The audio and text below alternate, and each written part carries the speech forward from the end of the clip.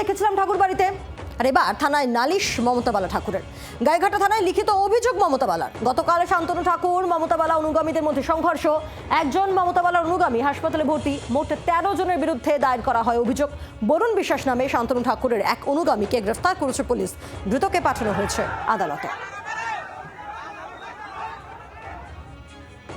রাজ্যসভা তৃণমূল সাংসদ মমতা বালা ঠাকুরের বক্তব্য শোনাবো।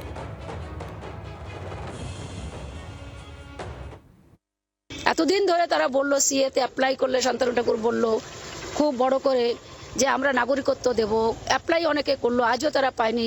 আবার বললো যে তোমার ভয় নেই, তোমরা ভোট কেটে গেলে এসআইআরে আমার কাছে চলে এসো, আমি তোমাদের নাগরিকত্ব দেবো। সেই মানুষই আবার বলছে যে 1 লক্ষ ভোট কেটে গেলে আমার কোনো অসুবিধা নেই। যে মতুয়ারা তাকে বিশ্বাস করেছিল সেই বিশ্বাস এখন হারিয়ে গেছে।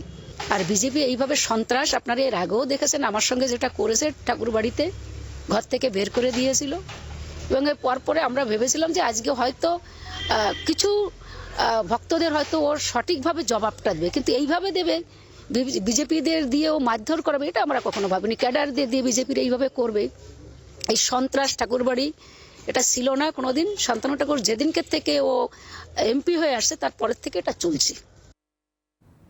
গতকালের খণ্ডযুদ্ধ অভিযোগ দায়ের মমতা বালা ঠাকুরের। ইতিমধ্যে একজনকে গ্রেফতারও করেছে পুলিশ। যাকে গ্রেফতার করা হয়েছে তার বক্তব্য শুনুন। থেকে তুলে নিয়ে এসে আমি বললাম আমাকে ফুটেজ দেখেন আর আমি আসি কিনা দেখেন, মিথ্যে কথা বললে হবে নাকি? আপনি ছিলেন না বলছেন? না, আমি মানে আপনি কিভাবে বলবেন সেইভাবে বলবো আমি। বলা হচ্ছে যে আপনি মারধর করেছিলেন, সেরকম অভিযোগ আপনার বিরুদ্ধে। আপনি বলতে পারেন, আরো খারাপ কিছু বলতে পারেন। আমি কি বলেছি কিন্তু আমি ছিলাম বা আমি আছি, আমি তো কোথাও নাই। 30 কিলোমিটারের মধ্যে নেই। আপনি কার অনুগামী, শান্তনু না মমতা ঠাকুরের? আমি শান্তনু অনুগামী। শান্তনুর অনুগামী। বাংলার আওয়াজ, বাঙালির আবেগ, জি 24 ঘন্টা।